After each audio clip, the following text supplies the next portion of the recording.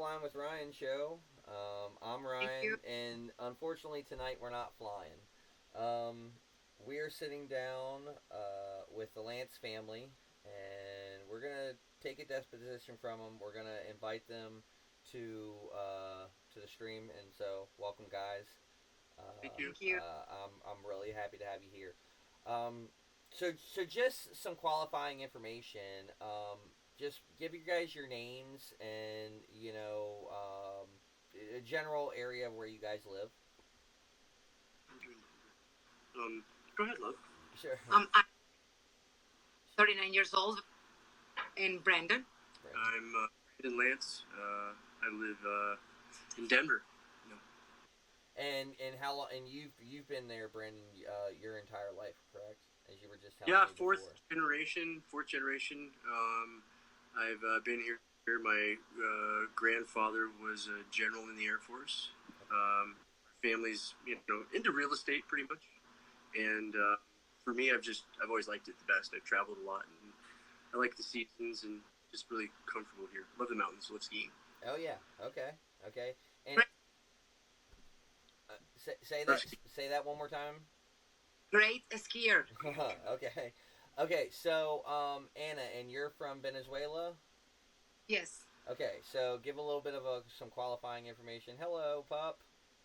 He's Paco. We love Paco. He's Hi, Paco. How you doing, bud? golden doodle. So I'm Venezuelan. I'm a criminal attorney and a radio host in my country. Okay. I moved to the U.S. 10 years ago.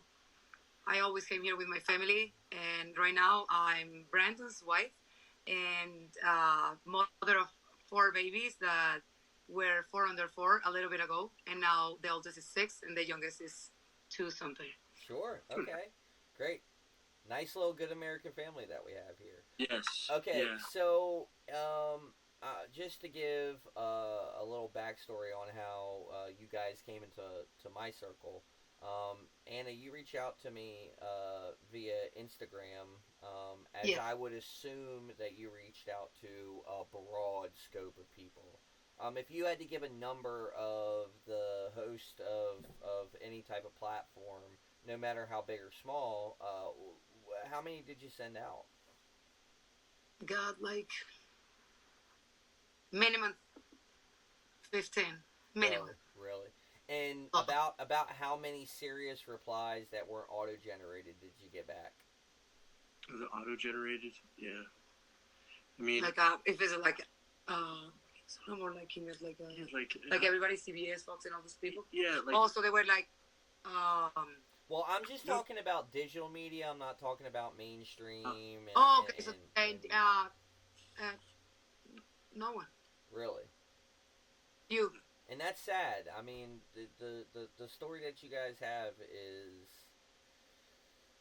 you could give it a bunch of adjectives, and I don't think any one of them would be good because you can't call this a good story. You can't call what has happened to your guys' family. Well, it was more about we always wanted to. I mean, we were doing this no matter what, and sure. It's more of like a fate thing. We've had so much resistance with all other aspects of what's going on that it's very refreshing to have our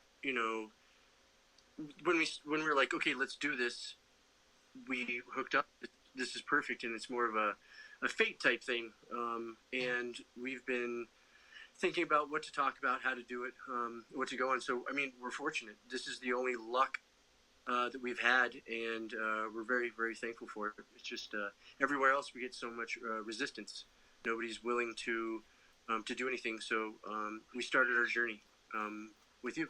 Well, and I appreciate that. I'm kind of a nobody in this. I stream out to the void. Hopefully, it's kind of like fishing. I'm always catching the line. I'm always casting the line, and if somebody bites and somebody gets something out of it, cool. If they don't, that's great. But it's very sad, and I do want to apologize for the landscape that we find ourselves in. As streamers and podcasters and all these things, the amount and the sheer volume that of like illegitimate things that we come across. The problem is that there's this anonymity wall in between you and the internet, and it's wild that in this day and age that we forget that you know there really is an sure people can see what you're doing and can see what you're into and all of that, but because there is an anonymity wall on the reverse side of that, you know, we have to put our arms up and kind of sit back a little bit and take everything with a grain of salt until we're able to put and connect the dots. And it's why I've tried to do you guys a service when we've talked of, you know, reiterating that that's a very big fact that we can't get convoluted here. So, I mean, without getting um, without going down a whole rabbit hole of you know how we talked and all the things that guys have gone through, and we're going to get to that point. I just want to. So the initial claim that was made to me was is that your son was abused and it was of a sexual nature. I'm not a person that enjoys censorship, so I'll just tell you now. I will give the facts exactly how I see them. It's not great. It can get me taken off of this platform, and so be it. As long as you guys get the story out, that's the most important thing to me. Okay, so. So you guys, um, the how is the most important part. So what was the first thing that made you, you know, made your guys' antenna go up and say, hey, something's not right. We need to start asking questions. Well, it was per chance. We found out that, I mean, basically we started off at like finding out the teachers. Yeah. Mm-hmm. So it was just per chance we found out who the teacher was going to be. And just like the normal questions, you know, do you like her? There's no, like straight off the bat. It was like, no, he wasn't excited. He didn't like it. He had a few phrases like just a little bit. Yeah, just a little bit. Where's the other? There was like two more. So like, our son is a special student. Sure. So he has comprehension issues. Right. And most likely, you know, being the spectrum autism. So his responses are very particular. So, you know, his face changed when he heard the name of the teacher. Okay. Let me just ask you. So when you say that your son is learning disabled, and that he is verbal, correct? Oh yeah, I mean he's like okay. So, but it's gonna enhance the story and it's gonna give a little bit of context. Because autism is a spectrum, I'm on the spectrum. It's kind of like. It's not like being pregnant, you know. It's not like you got it or you don't. It's kind of more like how bad is it, you know? Yeah, and for me, I am too. Like my whole life, I thought it was like a zebra amongst horses, mm-hmm. you know. Sure. And so for me, you know, being having Asperger's, it really makes you just a little different, you know, more fun. No, I'm just kidding. Yeah, sure. But it was more of his reaction, you know, the reaction into this, you know, it was very obvious into something that we didn't think was going to be there, you know. So he said, you know, like her just a little bit. She's rude, she's mean. She yells at me. And she yells at me. And when he said things, the cadence that he says it, you know, dun, dun, dun, dun, dun, dun. That would become important later on. Sure. That was kind of like the first part of that. Okay. Which is, you know, teacher was going to be. Sure. Okay. Now, I assume, how big is the school? Like, if you would have to give a yeah, it's a big elementary school. Within the system itself, it's, you know, it's a larger school. Okay. Population of your guys' locality right now? You know, I'm not very good with that. I'm horrible with that. Sure, but, you know, and I mean, it's not. It's kind of an unfair question for me to ask, but you know, that's something that I would know. Stuff. You know, it's bigger, smaller. You know. Yeah, it's bigger. I mean, it's bigger. It's more of a it's one of those like a very busy suburb, like normal, you know, busy suburb. It's small. It's close to some parts of, you know, shopping malls. You know, they're just very, very close. IKEA. Okay. All of those kinds. Okay. So you guys have some big box stores that are there. Yeah. That the common things that Yeah. you would find in a major metropolis type of an area. Yeah. No, exactly. It's kind of it's busy. It's definitely Sure. busy. Hold on. Dog away. Hold on. He's just too big. But I got. Yeah. So that was one of the first keys that was really interesting to have to see. It's kind of shocking. You don't think that you'd open up the door and there'd be this a huge spiral into so many other things. I mean, just one little question. Well, it's a rabbit hole, and Yeah. I have to commend you. You asked the right questions. Um, I there will be people that will say, "Oh, well, you were just you had your spidey senses on too much," and Yeah. I mean that's a very unfair position to hold as a parent. Yeah. I mean it really is. I don't have kids personally, but I can understand from the flip side of going through the types of things and that your son has gone through and people saying, hey, don't worry about it, no one's going to believe him anyways. So I wanted to kind of do this justice by saying that I'm definitely on your guys' side. And so when you guys initially asked those questions, did you two sit back and talk about it and say, what was the general consensus between the two of you? That's a very hard one. That's very hard because it's all numbing. It's all like a complete shock, and for me, it was like coming out of my body, really, just like like what is really going on. So you have to really sit back and grasp something that and just take it, a little bit of time. She's very good with dissecting what's going on at the present, whereas I am more, I guess, less. I'm analytical in that sense, but she understands more of what's going on. So I took a lot of her cues as far as what's the severity of what's going on. You hear it, but the way that your body reacts and the way that you should react is just. It was difficult. It's pretty difficult, and just how it unfolded because we didn't know everything all right up front. We didn't know the entire story. It unveiled itself, and the further you peel back the onion, the nastier it is. Well, yeah, and I mean that's unfortunately that's just the nature of all of this, especially when anybody's hiding anything. If there's a stone that they can turn over to kind of deflect and move along and put back and forth, trust me, I get it. I understand that it's frustrating when you don't get the answers that you want, or that things just don't make sense, and it can really corrupt your world. And so I'm on your guys' side with that too. Thank you. But let's so let me ask, when did you guys decide that you're gonna inquire the school as to? Because I remember you saying something that kind of struck me out.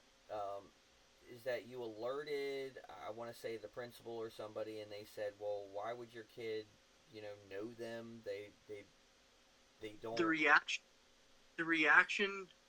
the speed at which the person, the principal, was reacted was so fast that I wasn't looking for anything, and it caught our attention like right away. Okay, so let's talk about this meeting. So what was the decision that you two made together that said, hey, we're going to take this to the school, and then right away. So are we talking next day? Or are we talking like next week? So immediately when our son told us, I text one of the teachers of the coordinator of the IEP program, which is the program that our son was for special education. For everybody out there that's listening, IEP stands for, in the majority of states, an integrated education plan. And so it's an enhanced education plan. It requires a numerous amount of testing, or it requires, at least when I had mine, there was educational testing, there was behavioral things that they had to go through. I got asked a ton of questions, And then from those results, the school sat down and had a counselor and a person that was certified in early education to kind of go and say, okay, well, this is the direction we're going to go with your son versus going this direction.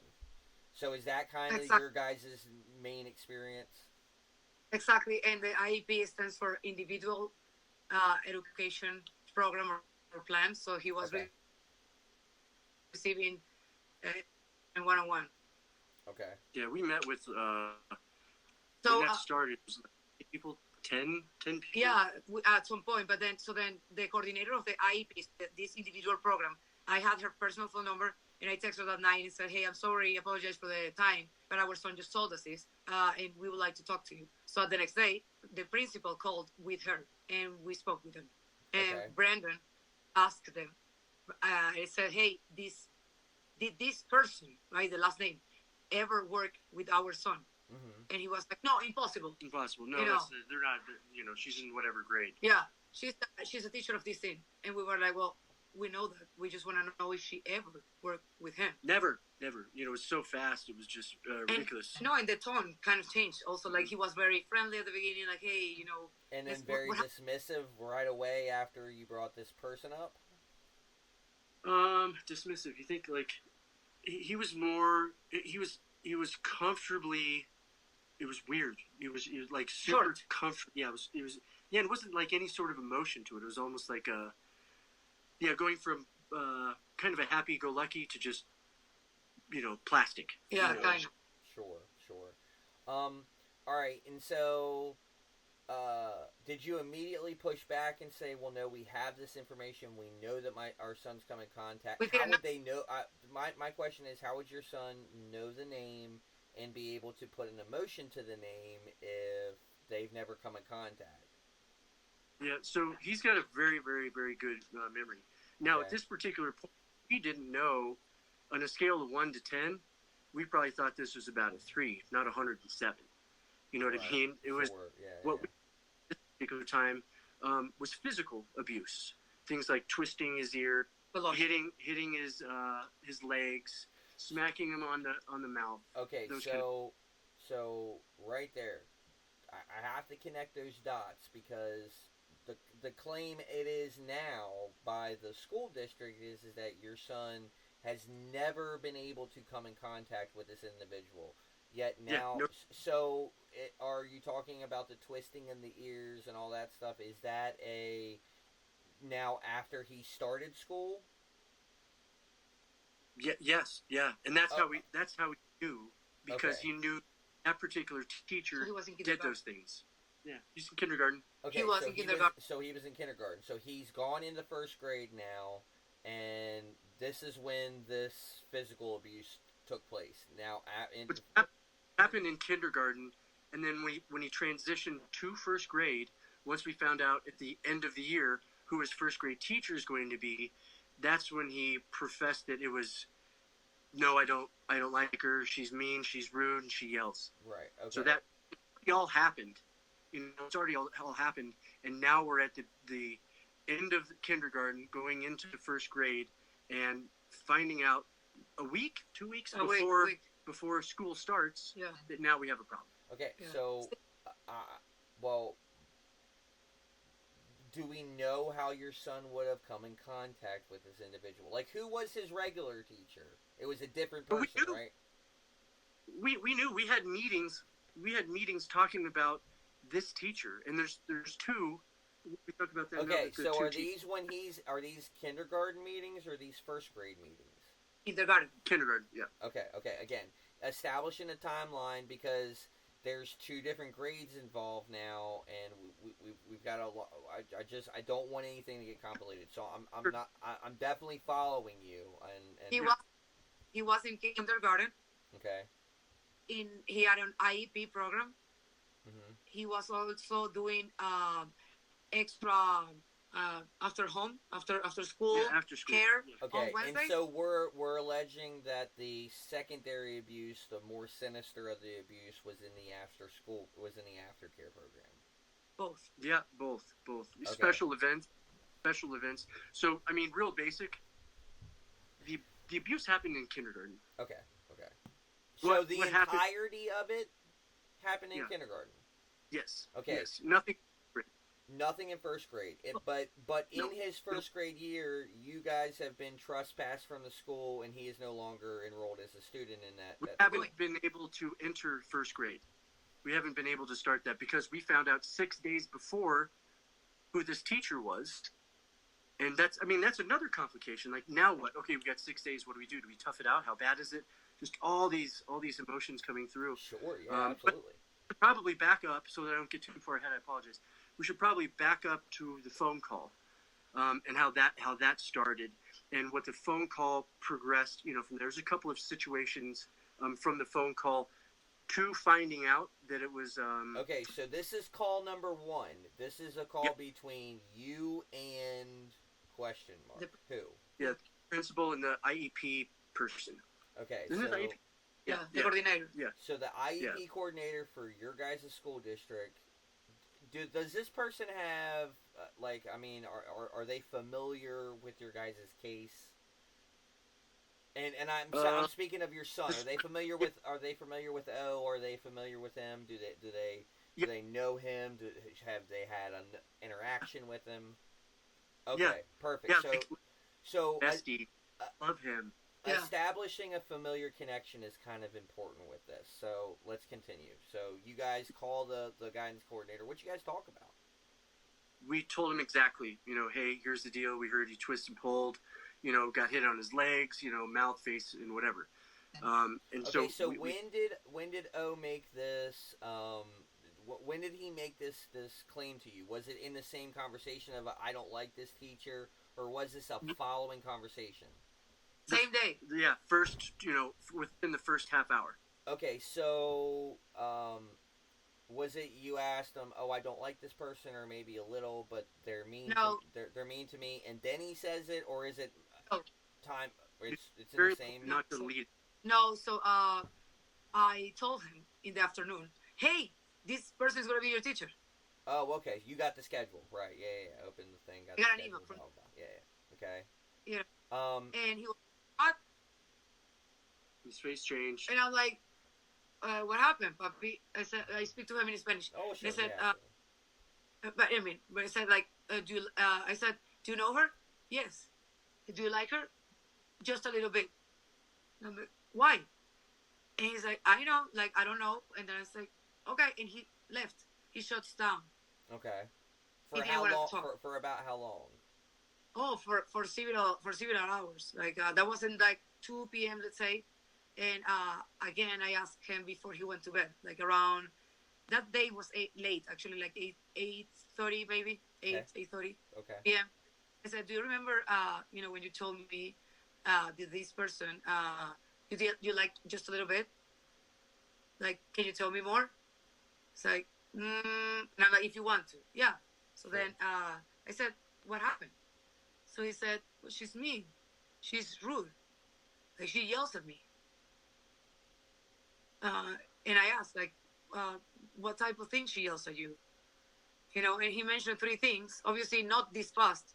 But he said, sit on your chair, do your papers, don't go outside.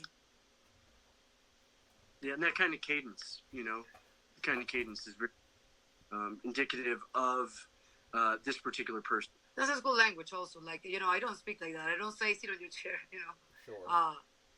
It's the cadence. Okay. So you're saying this is pretty sure that this particular teacher, that they talk like this, and is that something that you've noticed, or have you come in contact with this person before? No. So what happened? No, we didn't know that person. Like, in person, we didn't. Okay. But we had documents from the IEP, assessments or those type of things. They were like, we gave him few commands, like, do your homework, grab your pencil, put the hand, like the three kind of like things. So we didn't give him no, we don't. Yeah, so we asked his, Yeah. So then we asked when we asked. Did you guys ever inquire as to why the forceful nature with your son?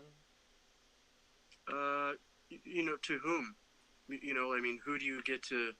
Can't talk to the school. Right. Can't go to. Yeah.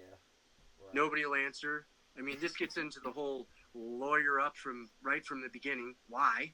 I mean, we only know that he's been his ears twisted, kind of smacked in the face and Slapped. and then on his hand, on his legs like that. Like Thighs, yeah. Okay. So at this point, your guys' alarms are raised, and so you decide, hey, we're going to take what we know now, what he just told us, and we're going to go call the school. Yeah. Okay. And let me tell you, for anybody listening out there, anybody that's listening that happens to unfortunately run into a situation like this, don't let the other person call the police. You call the police. You're the one that will control the narrative. You will have much more control over what the investigators will look at, what they'll hear. We found out the hard way that we trusted them. I mean, that's the whole stupid part is we trusted them. We didn't know. Trust nobody. I mean, I don't want to be jaded like that, but we couldn't control any narrative. They wouldn't interview that we asked. The key important people, they didn't even care. And when we showed them the smoking gun, meaning the paper that shows that this person actually was there, here's an email talking about that. Well, we're gonna get into that. We're gonna connect those dots. Just foreshadow. Yeah, Foreshadowing. So we couldn't really talk to, the forceful nature. After that phone call, it was just basically emails back and forth, being ignored, and then, going through the whole part. But, I mean, honestly, the best thing that anybody can do for themselves is act rather than react when they get into this situation. Well, and that's the thing. The landscape of which you guys are going through is Totally, yeah. I mean, whenever there's a claim of abuse, you should take the most erratic steps first, and then weed everything else out. There should be no more contact. You guys should be, you guys should be transferred to another district, or arrangements are been made on. The important detail that I left out there is that when we called them, we said, hey, look, what do we do here? Do we call the police? Do you call the police? Do we just talk through attorneys or whatever? And they're real sneaky. They're like, you know what? I'll give you a call right back. We don't know either. We're going to call the district and see what is a typical, thing here. Well, but now, okay, now wait a minute. Just for fairness, I mean, is it out of the realm of possibility that they just didn't know and they had to, call somebody and say, hey, what do you do in this scenario? When you start thinking about that, about the first 10 times when you think it's like that, yeah, your nose rubbed into the fact that it's not so many times. Mm-hmm. It makes you feel like ignorant.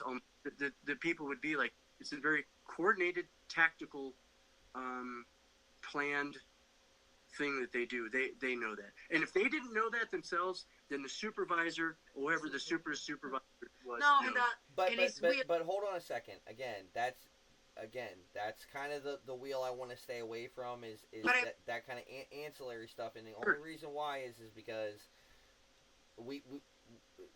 I'm admitting that they have a very dismissive nature, and it could be coordinated and it could be tactile. It also could be the fact that these people are just fucking idiots and don't know their own procedures from. And I'm not saying that that's the case. I'm not saying that anybody's opinion is correct. We hear you, but what all that our attention was that they said, hey, we spoke with our supervisor because they called back and said, we just spoke with the supervisor, and yeah, go ahead and call the police and make a report. And we're like, okay. So then we hung up the phone and we were talking about I told him, I said, that teacher is lying because she told me this and that. We were talking about things, discussing, and then the police called us and said that the school made a report. Yeah. Well, that's a little odd. Yeah. Well, it's interesting, though. Think about this. In a situation like that, we're saying, this is happening and whatnot. When you're going through a door and somebody else comes in, you open the door for that person, right?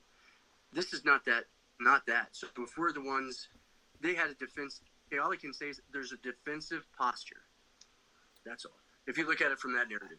I mean, yeah, you could say that they're taking a defensive stance right away, and that I guess the best offense is a really good defense. I mean, I mean, it's you Yeah, can make we all those claims. What I'm curious about is why they decided to act preemptively if their policy doesn't state that's what they're supposed to do. That you need to go. I mean, so that kind of raises a red flag.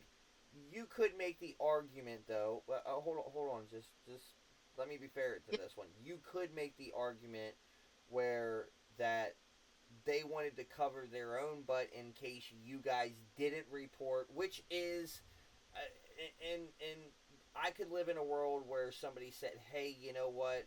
Maybe just so that we stay above board with all of this, we go ahead and we reach out and." It's just like the addict that steals your wallet and it'll help you look for it. It's the same thing, right? Yeah. I hate to say it that way, but it's literally the same thing.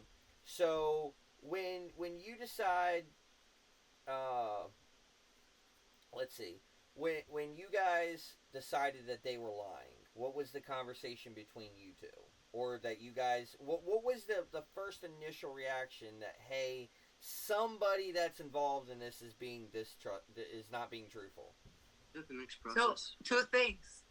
The first one, we had a meeting with the IEP coordinator, so that lady that Okay, was about with the how long after the phone call, the first call that you guys call it? No, this was previous. Yeah, All this was previous. This was before the kindergarten year school ended up. Okay. We had a meeting with that lady and with the kindergarten teacher, and they mentioned that name. Okay. Are you? Yeah, I'm still here. My laptop went dead, which killed my light. My bad. Oh, okay. So then, Sully, so then we had a meeting with those people, and then they said that they mentioned that last name, that teacher, and said that she was perfect for him because she was a language and reading specialist. Okay. So we already know something. And then before the school started, I saw the IEP coordinator, that lady, Right. at the pool, of our neighborhood. She doesn't live here, but anyway, she was there invited by someone. And she told me, she said, he's going to do great because, that lady, she mentioned the last name, she's fantastic. She's a specialist in language and reading. And said she's tough, but she's really good and this and that. And I mean, she already knows, the name of our son. She already worked with him. So obviously we know that they were lying. When they Okay, said no. so at the pool, she tells you that, oh, hey, I think he's going to be really good. It's going to be a really great fit. She's worked with him before. Okay, so that is a smoking gun for sure. So did you know?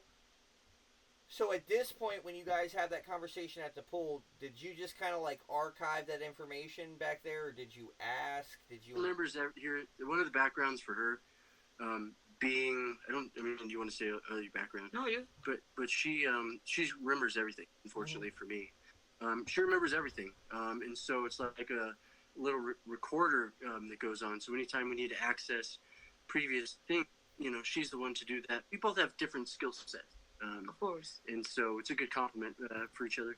But yeah, she just remembered that. So then she can go back. Oh, these two things, and fair too. I mean, because we want to have something honest, naturally occurring, and not try to. But you just need to know the truth. What happened? Well, with sure. our son. Sure. We yeah. don't. Yeah, absolutely. Well, okay, so. All right. So we were told before. Didn't even think anything of it. Now this comes along, and we're like, wow. All right, so now we connected. Okay, so now we've connected those dots, and that's good. So establishing, the credibility with everything, and how when you make your claims, like that's super important too. All right, so when do you guys talk to the principal? How you guys said that you talked? You called the IEP coordinator first? No, they were together. Well, I text her the night before we had that conversation. Oh, yeah. As soon as our son told us what happened, right, I text her and said, "Hey, I'm really late, but he just told us this and that, and I would like to talk to you." Right. Okay. Did she respond immediately? The what? No, she responded at the next day. It was late. I texted like at 10 something, and she texted the morning after, like at 5, 6 in the morning, saying like, "Hey, I brought all this. Sure." whenever or whatever. Okay. And then Did you explain to her in any of the text messages, hey, uh, this is what's happened, blah blah blah, or did you just stay very vague? no, I mean, What was we asked. texted? On the text, I just said, hey, he said this, this, and that. Okay. And I okay. would like to. Okay. So you were a little bit descriptive. Yeah. Okay. Yeah, but it was only like the hitting, right? Okay. Sure. Well, yeah. No. I mean. Racist. Yeah. Okay. The hitting along with word kind of go together. It's that cadence. So Yeah. in theory, she took that to the principal and said, "Hey, they all want to talk." At what point does the school directly reach out to you? He did. The principal called. 1 o'clock. No, well, we had the phone call at 1 p.m. We scheduled it for 1 p.m. But they called. I think he called like at 9:30 in the morning. I missed the call, but I had a voicemail, and I think it's like 9:34 or something p.m. And the next day, yeah. Okay. All right. Yeah, with the lady that we spoke to during the night. So the lady during the night that she knows from the pool and knows before, who also told us about who are the teachers going to be probably. That same lady is who we texted at night, and then she calls with the principal, and we tell him the stuff. He reacts oddly, oh no, it's impossible. No, it can't ever happen. Yeah, at 1 p.m. And she never said anything. Yeah, no, she was quiet as a mouse. Yeah. Yeah, nothing. That's odd. Nothing. It's so odd. Wait, this is a beginning, bro. This is like, woo. She's the only one that. Oh, yeah, I'm starting to see this unravel a little bit. Okay, Yeah. so it's like gonna be a mini series. it might be one day that's I mean I don't wish that type of media exposure on you guys because I mean it'd be a good. Well, it's to inform people. Actually, it's just unfortunately he's not the only one, and he won't be the last one. Yeah. Well, and that's the thing. I mean, if we can prevent this from happening to somebody else, and letting parents know the questions that they should ask, what do you do? How much do you, how much do you try to write it off as attention seeking? How much do you try to? I mean, there's a lot of things that are involved in that, and again, I think you guys were had your antennas up, more than most parents, which, shout out to you for that. I mean, that is true. That is true. Oh, thank you. That is true. You would not believe how many people don't want to help, how many of your friends turn their friggin' back on you, people that you help out, people that she goes out of the way to help drive their kids to school, to help their children play with their kids, turn around and just stab her in the friggin' back. Well, do you know why that is though? I mean, it's pretty simple. Jealousy? No, I wouldn't say jealousy. What I would say is it's more of a nonchalant. It's more of a you don't want that to be true, so you just write it off as farce or fiction. Yeah, exactly. I mean, it's like the problem. Anne is very animated, and so and you're very expressive when you talk. So I can see how other people would go, oh, she's just a rambling girl, and all these things. Yeah. And I'm loud. The problem is that in this day and age, there's so many parents that are wrapped up in their own little world, and everybody's just hanging on.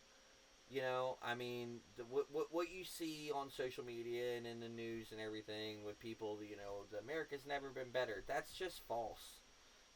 I mean, that's everybody just like you have a life, and the problem is that a lot of them are wrapped up in themselves, and they can't. It's hard to connect to another family. It's hard to. I mean, and it can be your best friends. I watch it with my stepbrother's kids all the time. When you get to see their get-togethers and everything with kids in the neighborhood, even people in the neighborhood, it's 3 or 4 sentences of a conversation and then heads to the phone. And unfortunately, that's just where we live. And what about like a friend taking a part of a sentence. Those shoes are killer, man. I would get them in a second. Killer, man, in a second. Like something so out of context. And then give that to other people as part of proof of some sort of narrative or some sort of negative thing. Offering, hey, well, he's talking about like why people are just so horrible in just general, so because bad, it didn't really impact negatively anything, because we had all the emotional. Exactly, currency. exactly, yeah. It's like how bad and how unfaithful, and when you don't have any sympathy or empathy, actually. Yeah. But that's the world that we challenged. Yeah. Well, I mean that's what that's what we're becoming, and unfortunately it's because we rely too much on this overpriced brick. That I think Larry David said, it's not people that the it's humanity. Yeah. I don't like people, but the idea of humanity, that's what I like. I have to come back. I have to go back to someone to help us. Hold on. Okay. With the kids. Yeah, so there's challenging parts to really everything. Now we don't have that's the first grade part. So we also have a would-be kindergartner. So now instead of having 2 kids in school, we have 4 kids. Lovely. Well, that raises me that raises the question: is it? I mean, in theory, they all go to the same school, right? They're all relatively around the same age. They should, just boom, boom, boom. They are at one particular point, 2, 3, 4, 2, 3, 4, 5, right? 3, 4, 6. They're exactly like that. So in the grades, I do think that there's some kind of overlap though, to where there's a grade in between number 1 and number 2. Well, my curious thing is, are they going to block that child from going to school? But we're not going there. We're done.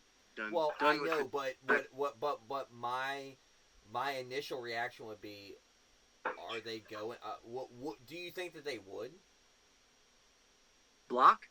Yeah. No, I be retaliation. You would not believe, and I don't even know if this is okay to say, in my perspective, and from what I see, if I am to call somebody for help, and then I am unable to reach them because the is blocked, and then you verify that it's blocked from a Microsoft person who is more educated than I am, that has actual credentials and whatnot for that, says that no, it's a live server, everything is fine, but you can't get through, and then you get ignored, and then you don't get hey, it says that you're supposed to receive these in 2 weeks, 4 months later. I mean, the retaliation that happens, whether it is retaliation or not is retaliation, I wouldn't subject my child for even the possibility of doing that. Are we supposed to be defenders for our children, guiding the path and cutting the shrubbery out so that they can persevere better? It's 100% retaliation, and the fact that the school district lied to us. How can you trust those people? Well, we're not. But hold on. We're not at that particular chunk yet. I want to kind of pin the nail in the school real quick, because I mean, now we have the first lie. So you have an official that's supposed to run the school. He's telling you it's impossible that you've had contact. Your son, this other person that has, that knows your son, loves your son, blah, blah, blah, has worked with your son, now is saying, oh yeah, she will be perfect. She's the best. She's A, B, and C, blah, blah, blah. Now you connect the dots and you go, okay, somebody's not telling the truth. Yeah. Let's see what this is. Now, after that phone call that you have with the principal, what is the conversation that's going on between you two? How does that work? Well, what are you guys saying? Are you guys making a plan? Are you guys deciding what you're going to do next? I'm kind of more passive in the sense that you fight with yourself. Is this true? Does this really happen? This is so messed up. Is it he's probably, maybe I'm not understanding. Maybe he's not telling the truth. Maybe anything, and you snap out of it, and you're like, this is your son. There's no reason to lie to you. He has the vernacular, his words that he chooses is not something later on down the line, is not something, kids don't typically lie, especially about this kind of stuff. There's no gain. What does he want? Sympathy? No, he's happy. He loves us. There's nothing to gain there. It's all negative from the inside out. Right, sure. And I realize that, which points to it not being a lie. But yeah, again, I feel bad. Here's the ultimate question, and this is what I want to capture for parents. You always play the game with, am I being too parental? Am I being parental enough? Am I daily? Daily. I mean, it's a constant thing that'll go through your head. Am I doing enough? Am I asking the right questions? But then the problem with other parents and the problem with most people is, that question gets raised. But what if I'm not? What if I don't know everything? And the scary part is that we might uncover more stuff that's bad. And so, I want to help those potential people and anybody else who's been affected with this. And I don't want you guys to think that you're not doing enough, because you are. The problem is that this just goes so far into the weeds that it would drive any normal person in fucking sane. Yeah, that's why my autistic... I've had this story for 2 weeks and have been stuck with it, with asking questions, going to people, trying to substantiate, trying to find out what's publicly available out there. And I mean, just the sheer number of... the sheer research you have to do for just that is mind-numbing enough.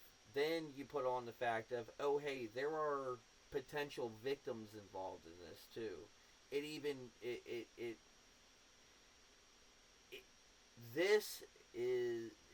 This happens. This is not a thing that does not happen. So for anybody to raise the big question mark and say, oh, well, that doesn't happen, there would be safeguards, they're lying, they're this, they're that. You guys are two of the most truthful people I've met. And your story hasn't differed. And that's what I'm trying to capture here. I took the pill. I drank the Kool-Aid. It's fourth generation, going to the best school district, or one of the top school districts, having friends that are educators, having all of this. I mean, I was all in. There was no reason for me to check and look at anything. I was absolutely the most skeptical person, never thinking about it. Never, ever.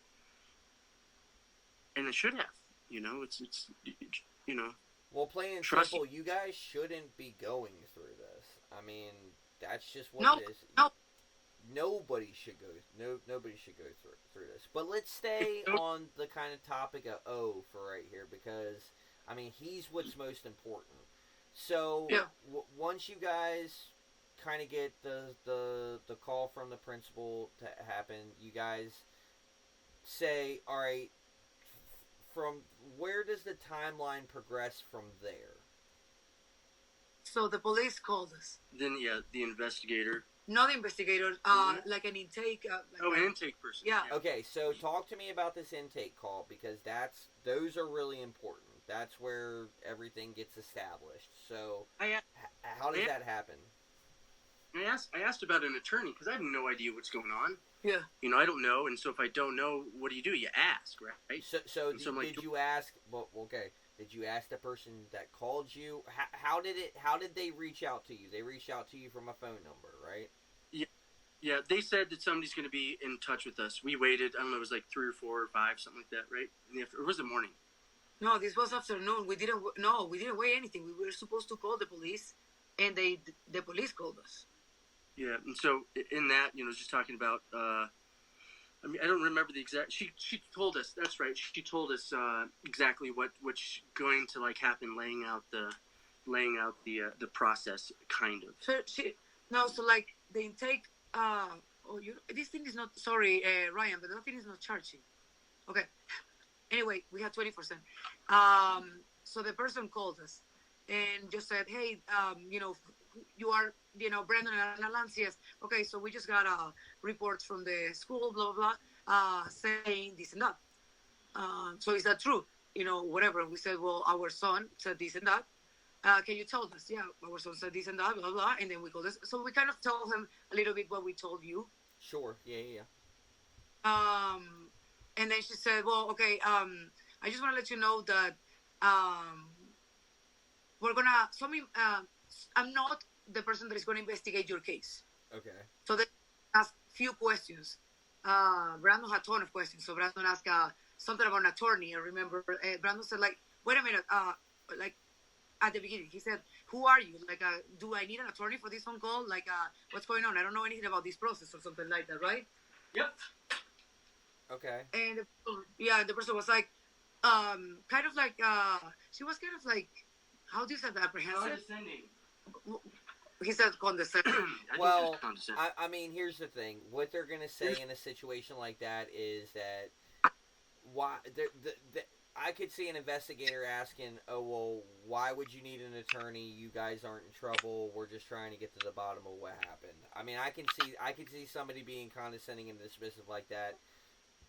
They don't get the best tactical training, and it doesn't sound like they're even competent enough, just from what you guys have told me preliminary from this entire, I mean, and even some of the things that they list in their reports to you. I mean, it's just, it doesn't seem like they're the most tactful when it comes to dealing with any potential victim or their family. What's that term? The victim becomes the perpetrator, something like that. Well, yeah, I mean that's the oversimplified, That's just me. That's the big, yeah. I mean that's what they call victim blaming. They call the victim mentality. It's part of criminology. Yeah. They're really bad with that stuff. Again, and I'm sorry that you guys are going through that. Yeah. So anyway, she asked. She said, like, well, you don't need anything right now. Like, I mean, I'm just asking questions, this and that. I'm not the investigator. At some point, you're gonna receive a phone call from the investigator of your case or something, and then and then Brandon asked more questions. Yeah. Just nothing important to, looking back on that. She tried to lay out what the plan was. That was my first taste in my own personal thing where I felt the condescension that will later be slathered through the story. Well, I'm being blind. Yeah. Well, sure. Again, we're gonna point to that one here in a sec. But so that happened, and then after, the police investigator that was assigned to our case, so pretty much 8, and she called on the 19th. So we had the first phone call on the 8th of August, and then on 19th of August. Okay, so almost 11 days later. Yeah, right? You think you'd have some sort of tactical team outside, let's know what's going on. This is horrible. Did it? Nope. Well, I mean, again, when it comes to, you got to look at things from, it's not a movie, so they don't just have, people at hotlines and on Fairbanks going, okay, well, we're going to, so I can see 10 days is a little excessive. I mean, if it would, 3 days, the next day, I mean, that's more realistic of a timeline. Agreed. And Agreed. I mean, that would make me have my antenna up too. So when they make this call 11 days later, what do they say? Do they introduce themselves? Let's establish kind of a profile for them. One person only. So we're gonna call them Investigator 1. So the only investigator, actually. So anyway, so the investigator calls you, and the investigator says what? Just one. Yeah. So the investigator introduced herself, mentioned that we exchange that lady, the IEP coordinator lady, mentioned that she and I exchanged text, personal text. So she had that information and she wanted to see those texts. Okay, well, I mean, not totally unfair. I mean, No, that's fine. texting is a new thing nowadays. So Yeah, so I said, yeah, of course. I said I can provide it. I said I can provide it, and I said, and she's lying. She said this and that, and she's lying. And then I said, and then she asked. She told us about the interview, the forensic interview, and Brandon had a ton of questions about that. Yeah, apparently okay. too many. Well, now, okay, so are you saying that the investigator told you about the forensic interview? Can you repeat that? Okay, so the investigator told you about a forensic interview. Yes. Okay, why? Why was there a forensic interview conducted? When? How? What? So it's typical. So it's typical. So that we don't have him say something that isn't true. So there's more. Because our voice, you have to go through the process. They have to be. They have to have their own investigator talk to our son, to then find out the details if it's true or not. This is a whole other day. Well, so is the investigator explaining this to you, or are they telling you that this has already been conducted?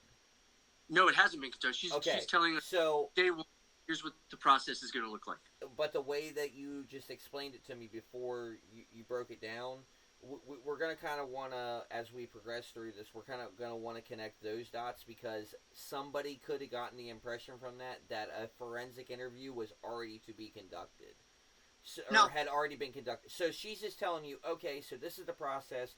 We're going to go through it. We're going to forensically investigate this. We're going to interview We're going to see what his side of it is. And we're going to conduct that. Then we'll give you a report, and then we're going to continue through it. Yeah, just interview. No investigation. I mean, like the forensic is not going to be the investigation. Yeah, it's just interview. Okay, perfect. Okay, so what's your response there? You say, great, fine, wonderful. What's the tone of the phone call there? Yeah. We asked if we can be there. They sent us a link to the place, which I would love to say. I don't know if that's appropriate or not. Right now, I would say no. Okay. Okay. Just for they told us about it, what we should expect, why they do that. The very basic. And again, this is just what to expect. Because that's my question. What do we say? I try to find out what's upcoming so that we can cushion our son without coaching him for anything. And they were really concerned about the coaching part before this happened. Don't coach your son into saying anything. And I didn't even think of that. Yeah. So in the IEP, one of the things is that one of his strengths is his memory. And secondly, when we explain, this is another detail. He's very visual. So when we're talking about what's going on, we're really trying to throw some holes in what's going on in the story. We're trying to make sure that this is, the way it is. And to the fact of there's two people and they both use the same name to that point. So when we're opening up the book and it's got the staff and you say, okay, show me who it is, lay it out, step back. Who is it? And he says the same name. Are you there, Ryan? Yes. Well, I don't know why it connected to my phone. Sorry. No, you're good. Hey. Yeah, I have it on my MacBook. With iPhone, you can use. I know it does it for It's so great for podcasting and for all this stuff. Yeah. And again, I'm sorry I went blank on you. So is this a common tactic that you use with O? The visual identifications more than descriptive identifications? No, he's visual. Yeah, and his memory is just phenomenal. You'll talk about something a couple weeks previous, like a toy or an event, somebody will be coming over, or you talk about some minor detail in the event that was weeks prior, and he'll just talk about it.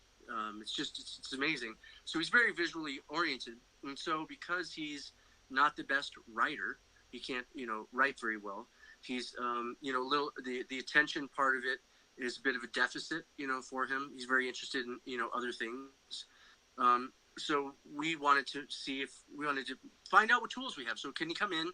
Can he bring the book? Can he show you who is what and what happened?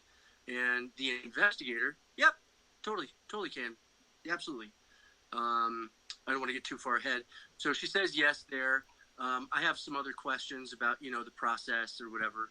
Just general stuff. She requested information. Yeah, she requested but just to be clear, this is a third party service that the police department is sending you to.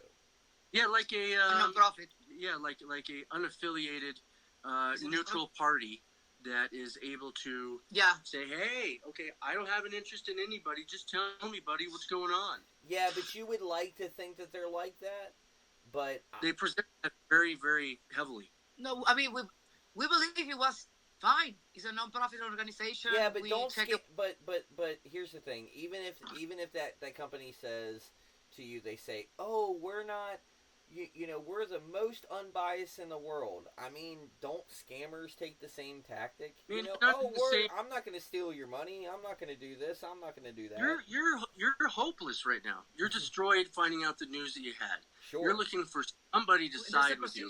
That's the procedure. Yeah, but no. But what I'm saying is that being naive in this situation is the hardest part, and you think it's the most obvious. So anybody out there is like, why would you even think that they're straight like that? They're not, because you're so hopeful in finding a resolution and justice for what is going on, which, by the way, is a tenth of actually what happens. You're hopeful. Why wouldn't you be? I mean, I'm so naive that I'm asking the police these questions, thinking I'm getting, that I'm going to get an answer, thinking that everything's going to be fair and just and right to due process. All of these kind of things. You're thinking that because that's the way I was brought up in the area that I grew up in the district, the same district that, did all this. So I'm very heavily blinded to the obvious. So to anybody out there, that's the problem. Is you can't. It's easier to see from the outside. But and you don't have any other option anyway. That's why that's how it is. They said you have to go to this place and have a forensic interview. One. It's not like, hey, you can go to A, B, or C. No, it's one place. Well, I mean, I kind of think like the department should have guidelines for how an interview is conducted. But I think it should ultimately be up to the parent where they send them. There shouldn't be... And shouldn't the interviewer be familiar with IEP stuff and be some sort of degreed psychologist rather than like the neighbor down the street?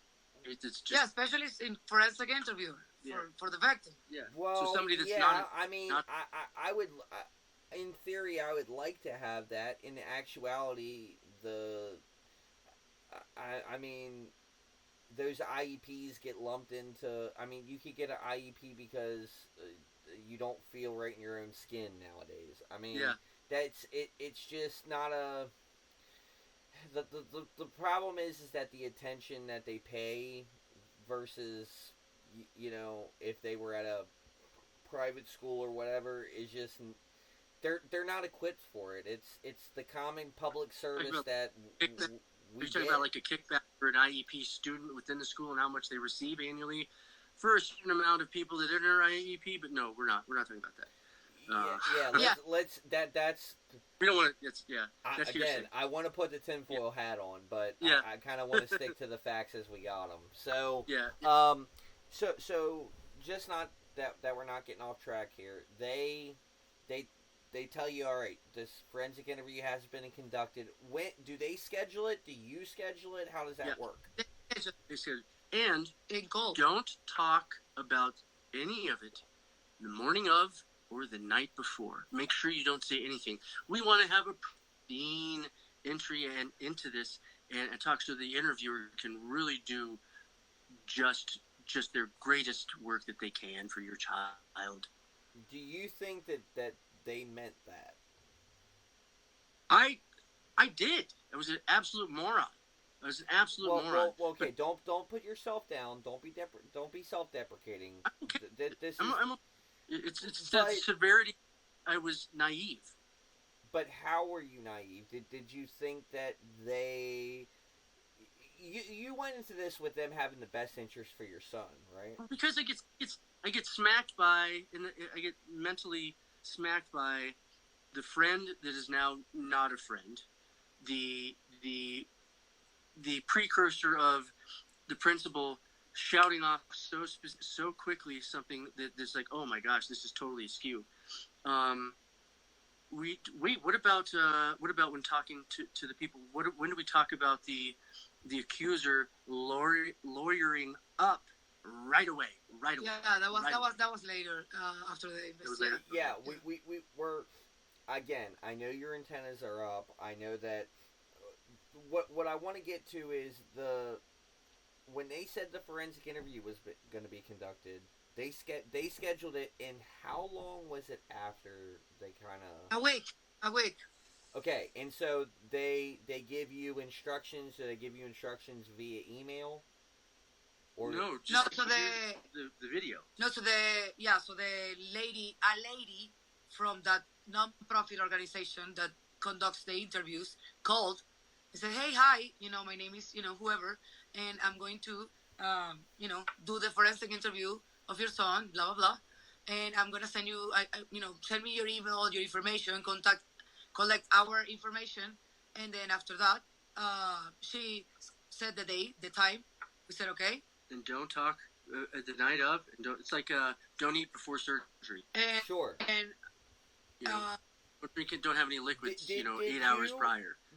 Okay? So did they give you when you had the initial phone call with the investigator? Did the investigator provide you the name of the service that they were going to use? The name of the non-profit the name of the non-profit. So did you guys, pop that into Google and see what came up, see how legitimate it was?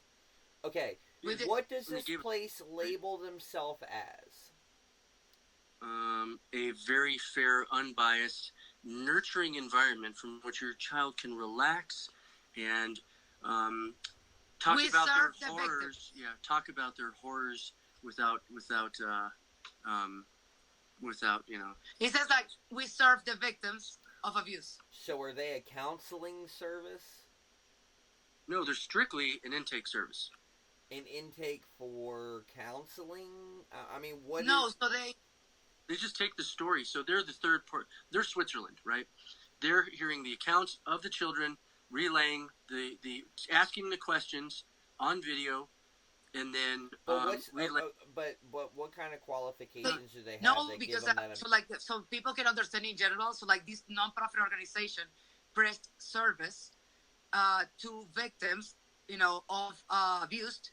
So they conducted forensic interviews. They have psychologists. They give rape kits. They provide all that stuff. Okay, so they're primarily dealing with victims that are female. I don't think they do like rape kits or anything. It's an intake. It's an intake service for kids to talk about their stuff. Well, it says the website says that they said that they serve the victim of abuse, domestic violence and like abuse in general, and they have those services.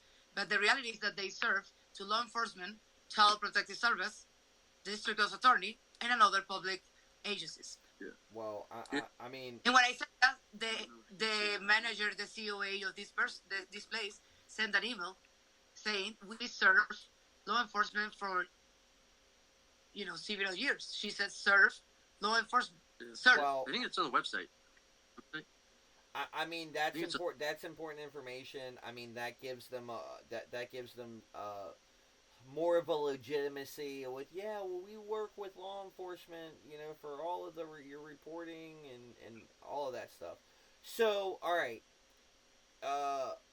7 days. This is the most important part of the entire process. Okay. If your child does not, if that interviewer comes out and says yes, there's an issue, yes, we have a problem.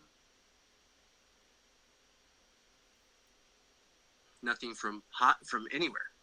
Okay, say that again because your guys' connection pinwheeled for a second. Okay. So explain that. So once the child says that there's an issue, what do you do?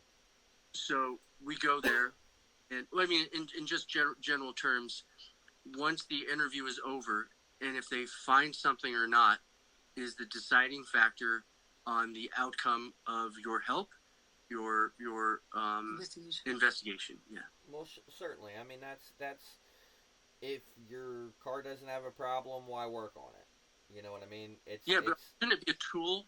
I mean, I don't think it should be the end all be all that it ended up being. No. It was law. It was law. I mean, like you want to talk, not okay, but what do you mean? What do you mean by it was law? So they conducted the interview. They came back and said, I mean, we're a little far ahead. I'm still gonna.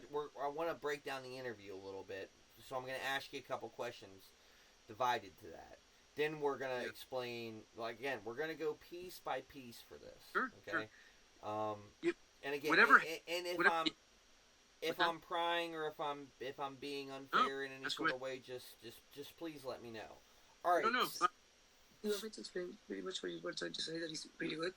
No, I mean, I think that's just like we're gonna get there. I know what I know what that. I know you got something you want to say. I know that it's kind of pertinent, but I'm gonna get you to there. So just kind of put a pin in it, archive it. So 7 days later, goes into this place. How long is the interview conducted? 15 minutes? Yeah, like 15. Yeah. 15, 20 minutes. So you got there, did somebody greet you and sit you down and say, hey, they're going to be... What was the space that you guys were in like? Okay, so you walk in to a one-level building within a business park. And you walk in, and you would think that they would know who you are, who's supposed to be there, the parties involved, the mother, the father, and the child's name. Well, almost. They didn't have any idea who I was. The people that were there were kind of like, they were nice. One lady was, they were both really nice, the people that were greeting. So therefore, you would think that the interviewer would also be like that. So we walk in with the book. We walk in with support and loving nature, basically. It was described to us as a very child-friendly environment. And child-friendly environment does not mean a table with a coloring book and markers with maybe 5 or 6 toys that are 10 years old in the corners for them to play on. It was very opposite from what we saw on the video. How what it looks like. Everybody smiling, nurturing. That kind of environment was not that. It was, if that was an A, this was a D plus, let's say. And so, we get in there and we're talking. We brought our number, let's see, O is number 1, so our 1 and 2 went with us. And so they're distracted, they're coloring, and then we're ready. The lady comes. The forensic interviewer, who is not a IEP person. She's not even a psychologist, but she's been doing it for a long time, so therefore she knows what's going on. And mind you, I believe 2% get turned over into actually cases that come out of there. I'll get some. I'll cite where I find that. So let's just say a small number, right? A small number that comes out of there actually, or they come out with something successful in the terms of vindicate or let's say acknowledging that the incident actually happened, which we got compared to. By saying that there's many people, there's people that come in that are raped, basically, and they disclose. So it's kind of a little foreshadowing. Yeah. So we go in there, and then this I guess, cooler, over in the Vegas terms, somebody that kills the tables.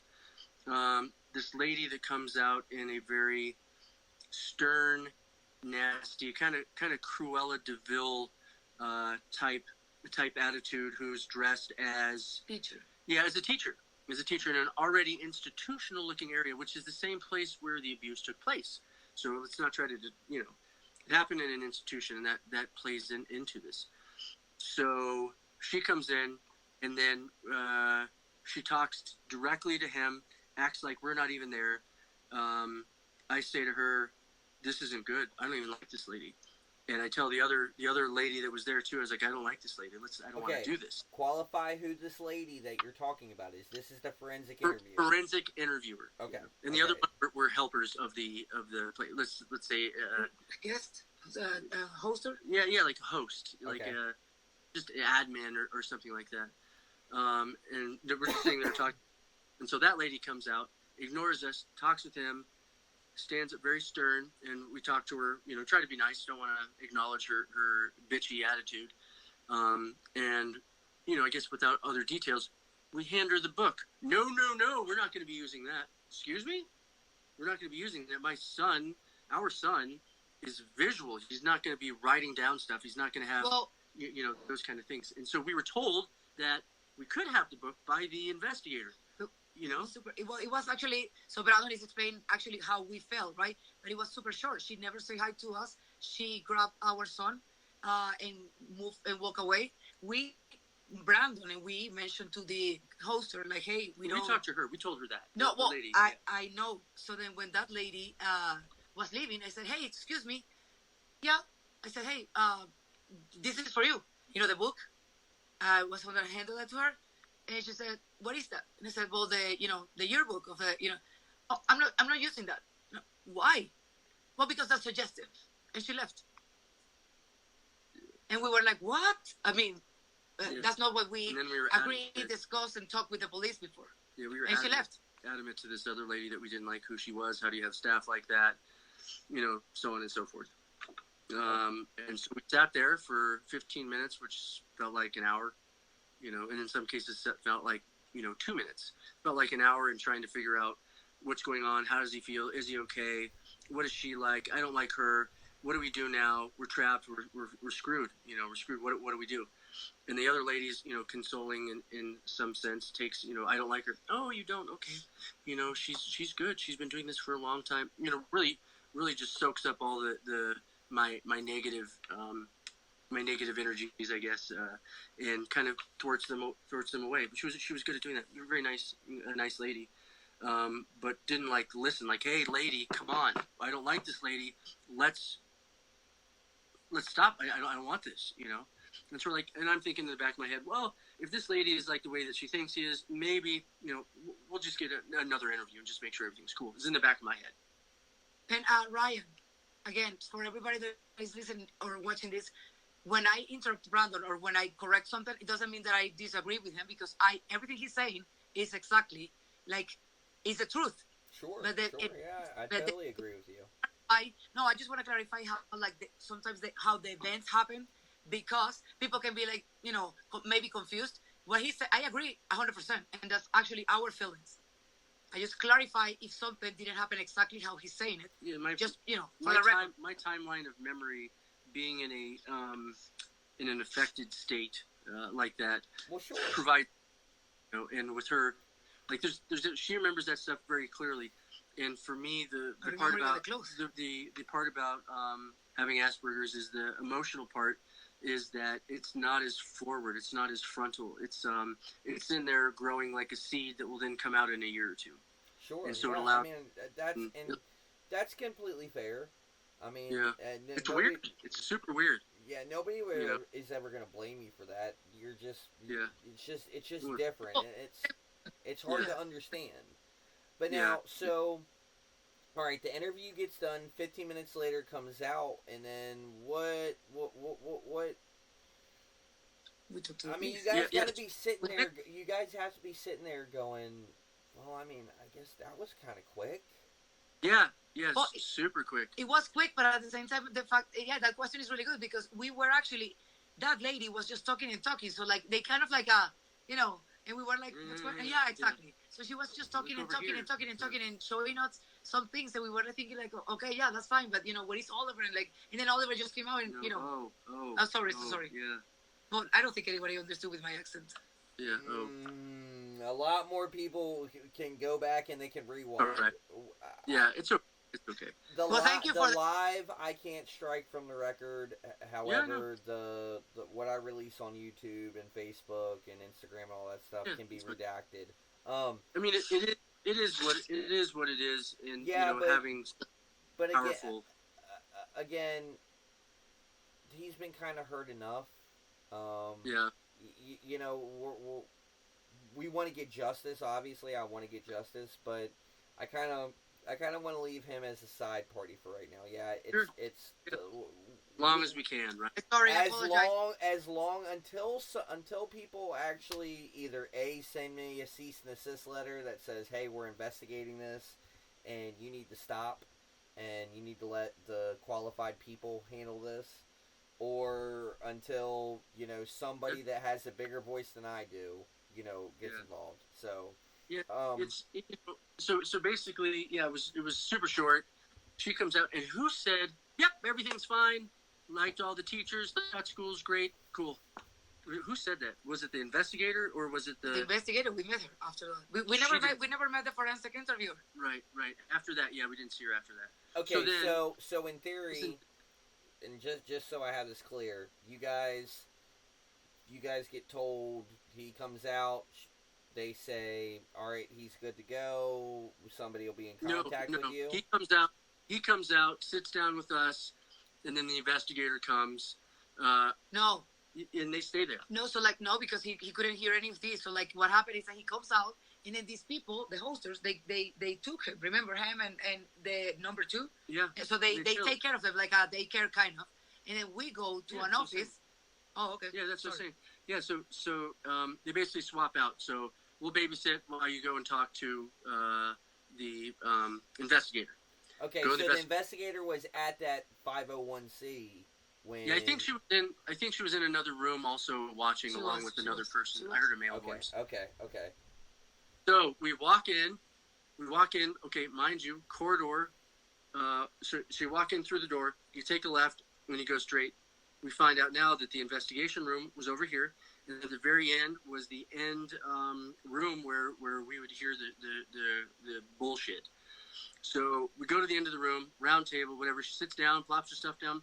Well, guys, I don't know if this is bad news or good news, but he likes school, doesn't have a problem with anybody, and just the way it is, I lost my shit.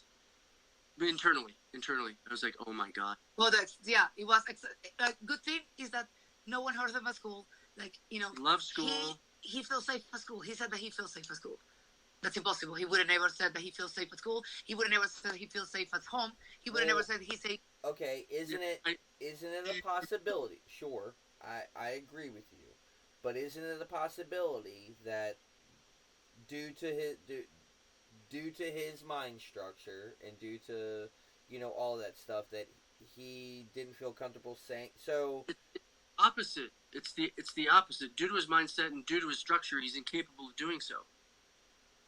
Okay, that's where I'm getting at. I agree. Yeah. I agree. So he said he definitely discloses something to this woman, right? Yeah, and we don't get a copy of this interview, which was, by the way, it's like cut out every heavily redacted, as we call it. Oh my god. Heavily. I mean, 30%, 40%. Well, starting for like the beginning, I mean, when she said, we're going to talk about school, and he said, I don't want to, and she says, you're going to, and then mute. Yeah, nothing. Okay. Yeah. I mean, there's so much of that. It's just, Have you listened to it audibly? Oh, yeah. Yeah. So they provided it to you? Yeah. Yeah, after, okay. On December 7th. Let's put a pin in that. We'll get back to that. Yeah. So they come out, the investigator pulls you in, she says, hey, we have nothing, I'm nothing I'm concerned about. So what do you guys do? I mean, what's the next? Well, I just basically tell her, Anna's and her talking, I was like, look, let's just stop. Do you realize what's going on here? This isn't going to go anywhere. They have completely made up their mind how things are. This thing is structured. Let's leave. That's why we need an attorney. Yeah, that's why I need an attorney. Yeah. Okay. That's what I need. Okay, and so what was the investigator's demeanor? What was her tone at this point? Smart alecky happy but not being smart out. Just kind of like, we got away with it again, didn't we, boys? Huh? No, she was like normal. Like she was like Brandon. Yeah. I understand. But kind of explaining a few things. And then I I told her that I was going to reach out to the security of the school district. Oh yeah, this is great. To ask for specific videos with specific dates and people and images of those people that abused our son, that we believe abused our son. And she said, "Oh, I don't think that person saw anything because we always talk and we're always connected." Yeah, she knew that person. So that person, the security district, the security guy of the district, was the police investigator previous boss. Yeah, that was her boss. Okay. And so they still talk. Well, I would have known if anything there happened, like that. No, so you probably wouldn't. That's a school resource officer, and I mean, again, they're mostly retired guys. Or of other people that are now in those positions who oversee those kind of things. Yeah. So we talked to the guy the next day. He called. No, we didn't. Oh, we're getting ahead of ourselves there? Yeah, he called. A little bit.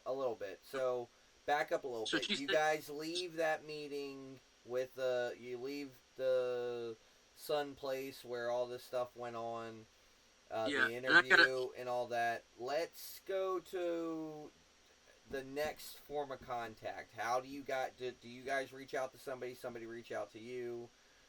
We immediately asked for a copy, which took 4 months. Yeah. Well, okay, so you immediately asked for a copy, right? Yeah. What does anybody contact you during that 4-month time period? No, we have to the entire time. But you say that you talk to the school resource officer, so let's get them involved. So you guys leave and then call your buddy that you know. That's a cop there at the school. No, he's not our buddy. He's not my buddy. Investigator's buddy. Oh, okay. So the investigator. So you guys call, security guard, and security guard says what? No, we didn't. I mentioned went to the police after the forensic interview that I was going to reach out to that person and ask. Okay. And he mentioned, I don't think he saw anything because he would have told me, we are always talking and we're always connected. That's what she said. She had a body cam and she said that. Yeah. And at the next day, that guy, the security of the school district, called me and left a voicemail because, I didn't answer.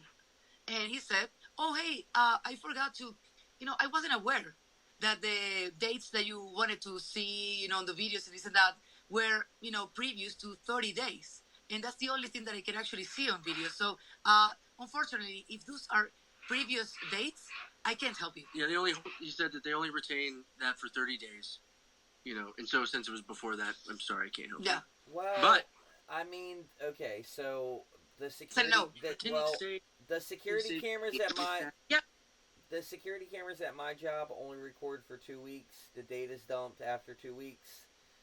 So, yeah, but you have the thing. Yes. So the schools had videos for 30 days, let's say, but main hub, the main server, whatever, keeps them, for a long time, let's say. And I spoke with that guy before on the August 20th, because I called and I said, "Hey, before what? Before the investigator of the police reached out to us because it took so long." Yeah. Well, we didn't sit idle, mind you. We were up every night. Okay. So what was the date of that interview? August 29th. Okay, so that interview takes place on August 29th. You speak to the tech guy on what date? With the security guy, I spoke on August 20th. 9 days previous. So you spoke to the security guard on the 20th before the interview? Yes. Okay. And okay, so so that doesn't make a lot of sense to me. I'm trying to connect those dots right there because what you just why? We basically lied. You want me to tell you a little bit more? It's because we didn't have any response or answers from anyone from the school or from the police in so many days that we were trying to find some help, so I called the security guy of the school district and said, hey, we have no answers. We have nothing. But we have some documents of him that said that in this day and this day and this day, he had assessments or this and that with this and that. And I would like to see videos. We would like to see videos. Okay. You can't tell. Just one if you can't tell, she's a go-getter. She's aggressive, right? Mm-hmm. So we're not going to sit idle. The fact that she was also an attorney in a criminal ran, in our opinion, country, working, doing those. She doesn't sit idle. She's used to corruption. I'm not used to that. So we don't sit idle. We have to be in front and get all of our information as soon as we can. I understand that, and again, I want to give you the best space for this, but when you say that you get documentation, right? Like, I need you to substantiate when, how, where you went. Okay, She's so got it. Put that in a timeline. Put that in a timeline for me because it remains relevance. It yes. gives it relevance. So, yes. You guys, are you talking about? Give me the date that you made the first call to the school to the time that the interview was taken. The interview took place. First information given to someone from the school was August 7 after like 10 p.m. through text.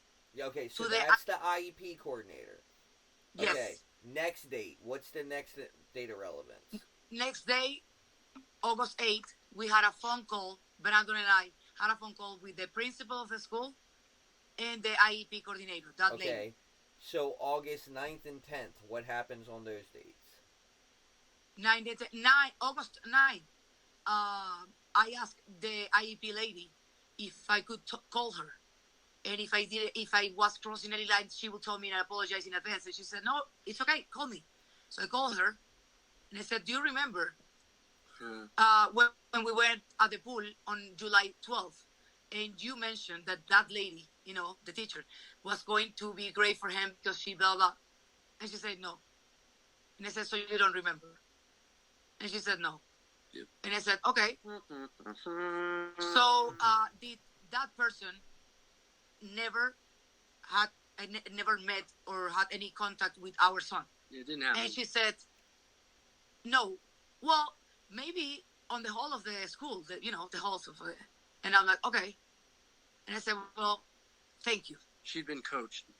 In my opinion, she's been coached. Again, that is a personal opinion. We're gonna keep the personals out of this a little bit for right now. Obviously, in that moment, I knew she was lying, and then I told Brandon. And then August 10, it was a Saturday, August 10, Saturday, 5:45 in the morning. We got an email from that teacher that it was supposed to be his assigned teacher from first grade. Yeah, that she didn't work with him, right? Impossible. She's impossible. That lady. 5:45. Yeah, on a Saturday. Was it Saturday or Sunday? A Saturday. Yeah, and the email. Yeah, and then the lady said, it was an email. Okay, 5:45. What's this date? 9th or 10th? Saturday, August 10th. Yeah, can't Saturday, wait to meet August 10th. him. Yeah, can't wait to meet him.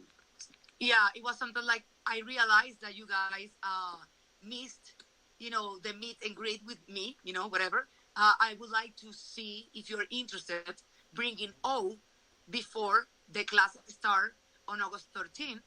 I would love to meet O and show him around the room. And I know that for some students, the new classroom can be overwhelming. And what did they... did she just mean that it's an unfamiliar territory, or did she mean that the... declaring. That's what she's trying to declare. Which is probably... Isn't that a tacit confession? Yeah. Yeah. Yeah. I mean, not... Okay, yes, you can draw a line and a correlation between the two. However, it's not out of the realm of possibility to think that she was speaking in a generality of familiarity. If I could fucking talk. In a normal situation, sure. Yeah, let's say. Again, in this, and this is truthfully an abnormal situation, and I mean, I would like to say that the evidence isn't mounting up, but it absolutely is. I mean, okay, So you guys have these little caveats. We can insert them in each little place. Just opinions. That's all. But just Ryan, just to go back to what you said, the documents and this and that. Mm-hmm. Why we knew that she was lying, besides everything that we already said? Well, because the documents that we have from the school records, we had it since March 11, 2024, when he was still studying in kindergarten, and the school provided the IEP documents, and on the IEP documents, there's a couple of assessments and this and that, and they were performance by that person. Yeah. Okay. Oh, Teacher. Oops, we forgot about that. Yeah. We're just... Now you fucked up. Yeah. Now you fucked up. Yeah. Okay. Yeah. So there's they told on themselves. Yeah. And Tacit confession. That's a blatant confession. I mean, that's like right in your face and kind of like hanging it and dangling and going, yo, check me out, look what I did. Yeah, so you got the scary part from the IEP person. Oh, no, we never said that. Now you got, oh, come and check this out. We have no idea. Oh, and also we have an email from the kindergarten teacher and the IEP person before, May 8th, suggesting, or May 28th probably, suggesting that that person actually could be an excellent tutor for him for summer. Yeah. With 3 other options. But that was... okay, but why? All right, did your child get recommended for summer care? Did they think that summer care was going to be... I don't understand. The school's not in session. They're out for the summer. Why would they need to be there? Why would they need tutoring? Well, maybe, let's see, what's the term? Abusing over the summer, little vacay. Well, yeah, but okay, let's stay without the nefarious right now. What was their method for... Did they just reach out like it was a coupon saying, hey, guess what? We have deals on summer training, and we think that Miss D is going to be the best fit for your student? Yeah. So, no. So before the school year ended, teachers, had meetings with parents and talk about how it went. But was he missing milestones that he would have needed tutoring? Or days of school. 20 days of school missing. 20 days. And they coincided with the assessment test that happened. So he'd have an assessment test and then be gone for a week because he's just... So wait a minute. Wait. Pause. He missed full days of school that you guys were unaware that he missed? No, that's there, but we knew that he missed because he was at home. But there's other situations that happened where he's supposed to be there but is absent. So we recorded. Okay, so you have... hold on. This is an important clarifier. You have 20 days of truancy. Okay. Yep. How many of those 20 are nefarious, and how many of those are legitimate excuse he's at home? No, so... It's opposite. It's the opposite. That he was there. So, let's say that there's a school picture that's supposed to happen, and he's at school because we have the pictures and what he was going to wear and all that kind of stuff. But why isn't he in the picture? Because he was not there that day. Okay, but I get that's what you're saying. I'm going to get there. I need to know how many days he was actually out in your guys' custody and not with the school. Yeah. Let's say honestly, what we have, it's pretty much 10 days that he missed. 10 days, let's say. So 10 days, he was either sick, but he was in the care and custody control of you guys. He wasn't... Yes, he was at the house. Okay, so he was off-site legitimately, right? Yeah, with okay. us. So half or less than half of the days that he's reported of not being in school, he's with you. Where the hell is he at in the other half? And I know you guys don't have the questions to that, but that is what I want to know. Why is my child reported to be at school, but he's not there? Or how about for missing recess? Why don't we get a letter? Why don't we get an email? Let alone full days not there. Where the fuck are you? No one incident was reported. We didn't even knew because no one notified us that he started. Okay, so when did you put the connections together that, hey, he was absent for 20 days, and guess what? We only had him for 10. On September 12th, right? September 12th, the school district provide documents that we requested. Brandon requested those documents. Okay, so let's get back to the date that you put that formal request in. You guys decide, hey, we need to get some records because we need to see if they're telling the truth or if we're crazy. We need something on paper. So Brandon, you go up to the school. How does that happen? Walk me through email. all that. Yeah, email. So email to request the records. To the principal on August 21st. Yeah. Here's what we want. Okay, so right now in your mind, you still believe the principal to be telling you the truth? Yes. Okay, did you have any... Well, no. Hold on. We already knew that they were lying because of the other lady, but we were waiting patiently to hear back from someone, from the police or someone. Okay. Because they tell you. Okay, so when I said a little bit ago that there's that waiting period and, like, what did you guys do? You guys are making the connections really well, so I appreciate you for that. Thank you. And this remains important for the timeline of the story. So you send your records request in, and you do it through email. Who do you email? Is there a link that you follow? How do you get the email address? Principal. The principal. Okay, so the principal said you go through our records department. This is the point of contact. Just directly to him. Here's what I need. So here's what I want. So he snitched on himself, basically.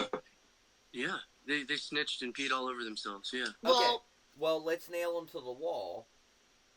Now, you get these documents. How long from the time you put the request in to the time you have documents in hand? What's that time? So, almost a month. Like 3.5 weeks after. Okay. And then what was the important date? Like, we got it a few days. We had to review all the documentation for some event. But that was a U.S. Department of Education, but that's later. Yeah. Sorry. Okay. So they give you the documentation, and you guys start going through it with a fine-tooth comb. When did you make the connection that, oh, hey, was it almost immediately with the truancy record? It was over 300 pages worth of documentation this particular round. Okay, so why didn't anybody call you and say, hey, is there something going on with O? He's missing an excessive number of days. Exactly. And where is the other people that are supposed to be of aid to us in a situation like this from the county or from other groups, like that? I mean, who even is the point of contact? Is there a point of contact? Is there an advocate? There's a county truancy coordinator that actually we spoke with her after, remember? Yeah. Wait, what's her position again? There's a lady that is a county truancy coordinator. Yeah. Okay, so she in theory works with the police department with the various other public agencies. Yeah, and so they're trying to say, hey, look, their kid's not in school. Why isn't their kid in school? Well, hey, and she talks to her and is like, look, here's the situation. Here's why he's not here. And she's like, oh, okay. Super sorry about that. Do what I can. And today, I get calls every day. Your son is not at school. Those automated messages, we still get that. But they closed your case and forbidden your kid to go to school. So why, if he doesn't... Forbidden us to go to school. It blocked our emails. Still blocked. But would your child, in theory, be turned away if they showed up? I'm not talking about with all the other circumstances. Would they be turned away if we showed up? We would be turned away. We're not allowed. It happened. Pause. Well, yes. When? They would. Yeah. Hold on. Okay. Yeah. So So the truancy part was coming to an end, right? To a final date. You have to show up for class, whatever. Oliver's in the car. With me, yeah. And she goes in, goes up there, signs in, talks to him. No, you can't be here. Yeah. And no, you can't come in. Did you fight that and say, well, I pay your guys a salary. This is a public place. You have to trespass me to be able to do that. So it was, it was nothing really to fight because the principal was super short. So he just said, like, he was like, oh, hi. What are you doing here? And I said, well, Oliver, I'm so sorry. He's going to, class, whatever. And he's like, I'm unaware that he has class. Like, what? And I said, well, yeah, yeah. And he's like, here. And I said, yeah, this is his school. And he's like, oh, no, let me, can you call my supervisor, blah, blah, blah. And I said, the supervisor is the elementary director from the district. That is pretty much the main contact that we have all the time. It should be the superintendent for that school, that particular school should be the superintendent that you guys talk to. All right, so. Well, not really. The superintendent never answered. No, we're blocked. He had his. The superintendent never answered. She's a director of elementary school. The superintendent blocked us. We never talked to the superintendent. Okay, they just block your number or they never answer? They blocked our emails. We have proof. Our emails. Proof. It tells you. Yeah. Right there. Like we have the confirmation that says the server, blocked this, rejected this, blah, blah, blah. And it says who actually did this blocking. And the person that did the blocking is not ITS or security. Is a director of elementary something specifically, not the first one, but something. Okay. All right. That's again getting a little into the weeds on that one. But it's crazy how far out this unorganized, people. Not really. This is a pretty is coming out. Yeah, it's an uncrafty attempt at trying to get. Okay, so, because we are getting a little bit long here, and I'm right at 1 hour and 47 minutes. I want to try to keep this around 2 hours, just for the intention span. Sure. So you guys talked to the school. You've made numerous attempts to go up there. They told you about the truancy. You tried to show up. They block you. So you've, at all point, just withdrawn your child from the school, correct? Yeah, wasn't going back until those were made. And you want to know why? Why did it take so long to get these documents? Why did it take 30 days? Because anybody that is a conscious, normal being can tell there's forged documents from years previous with the dates on it. The sheer act, when you write something, like Homer Simpson, he writes it, or Bart Simpson in the beginning of The Simpsons, he writes the same thing. When you do that, one of the characteristics is that your penmanship is exactly the same. It's the exact same as it is. Multiple documents like that. Multiple. The other reason that is because in this data, when you do something like that, especially digitally, there's little traces left behind in the metadata within the document itself. And if you know how, you can get that out of there. And you can see exactly what was there. Not really see it, but you can be told what's on there. Oh, the teacher's side. Okay. Yeah, and this teacher in for three we feel due to analytics that it is one person signing for 3 other people, forged documents, cover-ups. And we can go down so many rabbit holes, right? Yeah, it's just one of many. Sure. The main point I want to get out to here is that you've now withdrawn from classes. Yeah. And it's taken now 4 months for you to get. Was it just the interview that they conducted that it took you 4 months, or did they tell you that your case was closed after 4 months? what does that look like? How did this? How did? No, so the police interview. I mean, sorry, the police investigation lasts only a month. Okay, and what day was that police investigation closed? September 30th, 2024. Okay, so you didn't get the report. You didn't get the forensic interview report for 4 months, or what? What report No, did you receive 4 the months? video, we got it on December 27, 2024. Very long, way after. And wasn't there something interesting about some official that actually looked at the case beforehand and was closed even before the 30th? Wasn't there some sort of? No. Okay, So, well, tell me about that. Walk me through that one. The person that signs off on whether this is open or closed or anything. And by the way, the investigation itself had what was the thing diagonal? It wasn't even an official report because it wasn't even signed. Draft. It was a draft. Okay, Well, so me and her talked about this draft beforehand. Okay. Okay. One of the bigger questions I have, and one of the questions I'll ask of the viewers to ask, is why didn't the school? Why are you not entitled to official stamped We are. reporting We are. that said? Okay, well, why? What is their reason for not providing that from you? There is.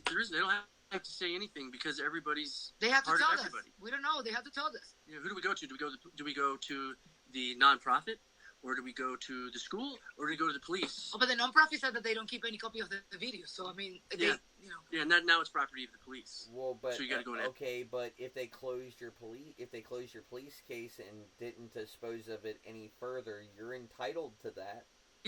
Yeah, and normally it takes like a couple of weeks rather than a couple months. Yeah, we get all over everywhere. Did we get you just get shafted. the video? Eventually, yeah, in December. Okay, all right. So, what in possession? What documentation via physical, video, audio? What do you have in your possession right now that they provided you that you got after the fact? To give me like bullet points. Well, so, let's see. We've got the video. We've got the results of the IEP. We got more documents. So like the school provided documents after the police closed the case. They provided another documents. Yeah, after they closed. But they wouldn't take our smoking gun that had the letter that shows that lady has correspondence, multiple pages. We're like, hey, look, don't close the case, check this out, go investigate her, look at this person. Come on. Nope. It was something that was mentioned on the first email that we sent the whole team on they August 21st. They didn't even read the whole email. They just do whatever the heck they want that suits their needs as long as they have the facts. They didn't investigate. They didn't investigate. They not investigated. Not only that, but then you look at the in the record itself, it has the district's attorney telling the lady what to say, giving her special rights as to, now what would you like to see have happen from here? Well, I'd like to put together a slander suit for this. Did they ask all the other teachers that they interviewed for the same thing? No, it was such a blatant, one-sided attempt at what you would call and the lawyer draft. And the lawyer up. Yeah, and the main person lawyered up right away. Well, let's save all of the ancillary for the next interview. I want to get you guys together here. I want to let this percolate for a couple of days. Okay. Cool. I think where we're at right now, there's a lot of questions. I don't want to muddy the waters with, all of the personal opinion and everything else. Just because the facts of what we have right now, and I just want to review them, just so that the listeners, me, everybody else has, exactly what you guys, everything in line, right? Just the facts. All right, so you guys realize that there's a problem. You guys go and report that problem. You guys find out afterwards, hey, there's a lot of inconsistencies here. We need to look through it forward. There's an interview that gets conducted that's obviously botched, lasts for 15 minutes, and it's not great. This is just a synopsis of what's going on. so far. In the interest of preserving, what you guys are saying here, I'm gonna ask that if there's anything else that you feel that's pertinent, right? You feel free to reach out to me whenever you want. Feel free to tell me, hey, we were a little bit unsure on that. It's not going to make you guys look bad. It's not going to make the platform look bad. But is there anything? Is there anything else right now that you can think of that would kind of be pertinent that you're leaving out? I see you have a bullet point. Very, very, very, very pertinent.